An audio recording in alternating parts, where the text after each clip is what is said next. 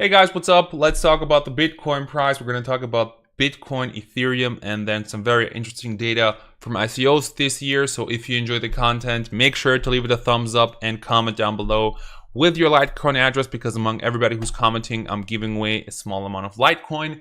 And let's get started. Now, as you can see, within a few hours, Bitcoin went from $6,500 to we bought at $6,275 in the last 24 hours. And as you can see, the weekly chart, man, that was sure a huge plummet. Now, what happened?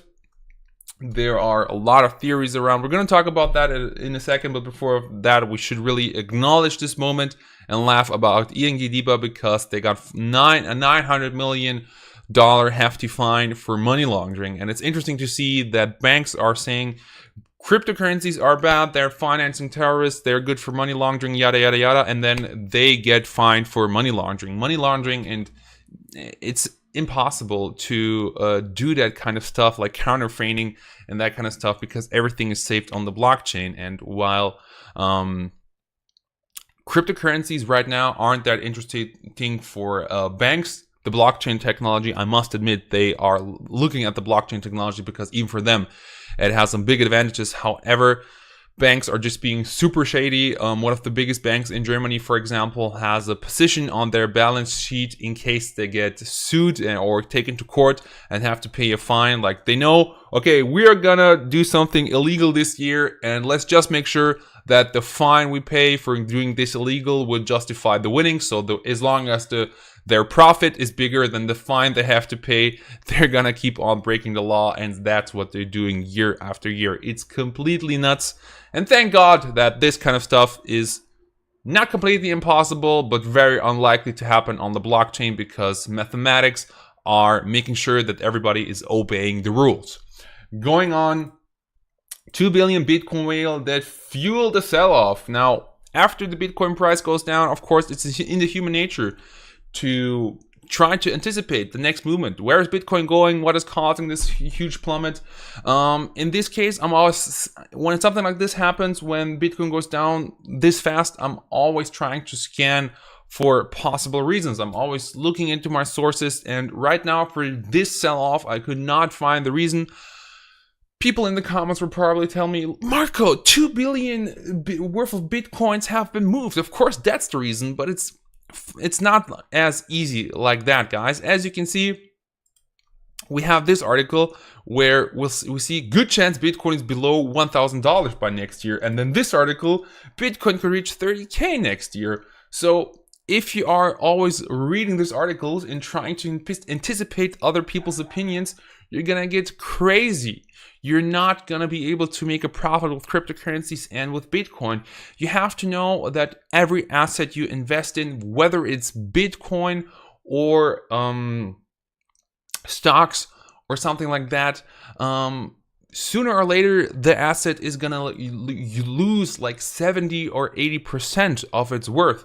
And are you mentally tough enough to accept this fact and keep on going and not sell, not become a weak hand?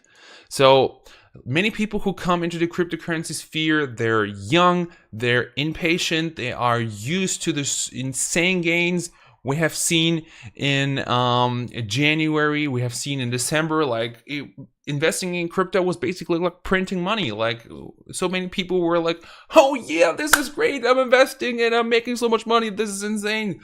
But then people were thinking that this would go on forever and didn't sell, and made a loss at the end. So I know that I kind of repeat myself, and I keep on repeating fundamentals and very fundamental stuff over and over again. But if you want to be successful with the blockchain, if you want to make a living with trading cryptocurrencies, you have to know the psychology. You need to have your psychology down.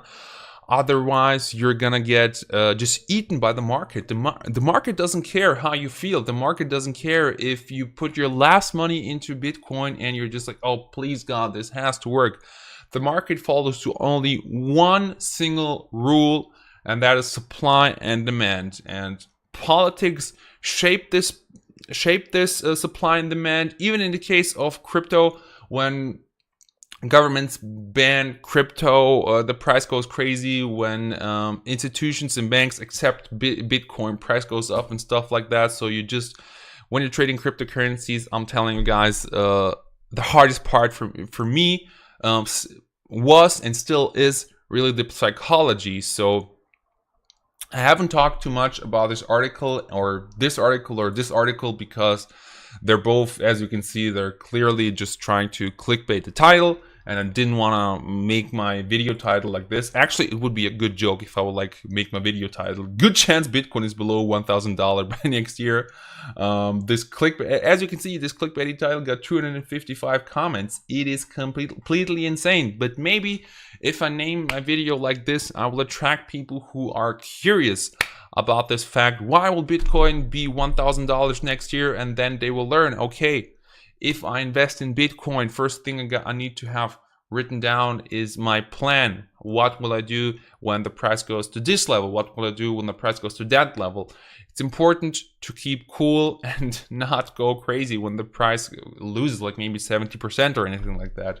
Most people invested in December and January when we had almost $20,000 per Bitcoin, and now where are they now? So sorry for the little rant, but guys, everything is gonna be okay. I'm long-term bullish for the blockchain, and thank you so much, Bloomberg, for 8 more free articles. You're great, guys. Thank you so much. Now, another guy who has been talking a lot about the crypto growth. There is a kind of ceiling inside, right? Like, if you talk to the average educated person at this point, they probably have heard of blockchains at least once. And so there isn't an opportunity for like yet another 1,000x growth in anything in the space anymore. So it's interesting that he said there isn't an opportunity for 1,000x growth, and all of a sudden the whole media said that Vitalik doesn't believe anymore in Ethereum growth. He doesn't believe in the blockchain. And to be honest, he was very realistic. The entire world wealth is not going into cryptocurrencies. Media, Vitalik, this is pessimist. What I actually said is that because large portions of the population have already heard of crypto, further growth of crypto is in any sense must come from depth and not bring in more attention. And I couldn't agree more. Right now, what we need is good regulations, governments saying yes to cryptocurrencies, yes to blockchain, more people getting into it, because until then, I only think that the price is gonna go sideways. Furthermore, CZ, the CEO of Binance, said, "You are obviously a victim of media. They silence one sentence you say and twist it to the max. Happens all the time, but poor Justin, LOL. Just too funny." Yeah. Vitalik was taking shots at Justin. Guys, there's been things this way. You're inconsistent. People act more like Justin soon. I do believe the entire world wealth will turn into cryptocurrencies like a black hole and grow much bigger in the future. Cryptocurrency will hit 10 trillion USD market cap before Apple and Amazon will do. We will see. Time will tell. Didn't Apple actually hit? Oh no, actually he's speaking about 10 trillion US dollars, not 1 trillion. Sorry if my computer is right now a little bit stuck, but that's what happens when I by accident open a new tab.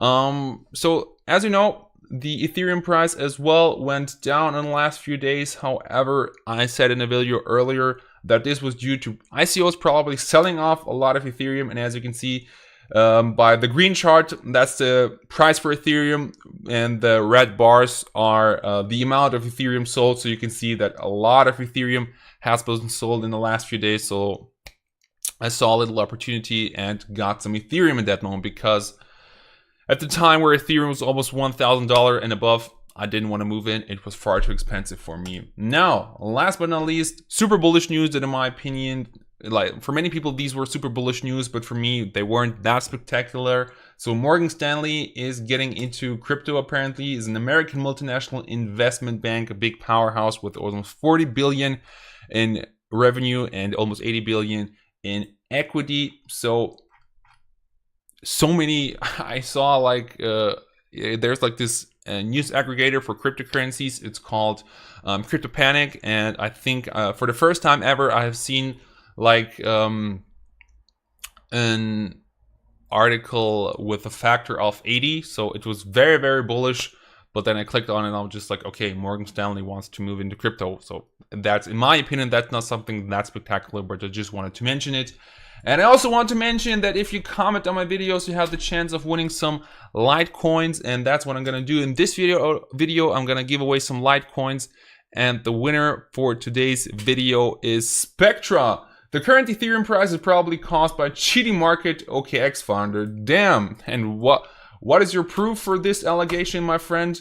Really curious on that. In any case, thank you very much for commenting on my video. If you enjoy the content, please make sure to leave this video a thumbs up and comment with your Litecoin address.